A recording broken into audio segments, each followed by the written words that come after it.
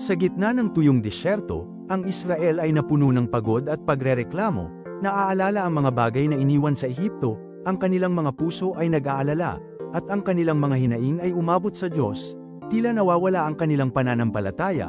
Paano tutugan ang Diyos sa ganitong matinding kawalan ng pagtitiwala at panghihina ng loob?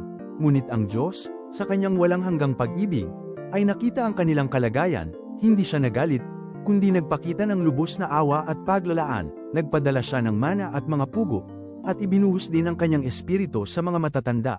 Gaya ng nakasulat sa mga Bilang Kapitulo 11, 25, at ang espiritu ng Panginoon ay sama sa kanila. Ito ay isang malinaw na patunay ng kanyang pagmamahal na hindi kailanman nagkukulang, kahit sa ating mga pinakamahihinang sandali. Kaya't kung ikaw man ay pagod, nagrereklamo, o nakakaramdam ng kawalan ng pag-asa ngayon, alalahanin ang aral na ito, ang Diyos na naglaan para sa Israel ay siya ring Diyos na nagmamalasakit sa iyo. Nakikita niya ang iyong mga pasanin, naririnig ang iyong mga dasal, lumapit ka lang sa Kanya, at mararanasan mo ang Kanyang kapayapaan, pag-asa, at walang hanggang pag-ibig na magbibigay ginhawa sa iyong kaluluwa. Hindi ka nag-iisa sa iyong paglalakbay.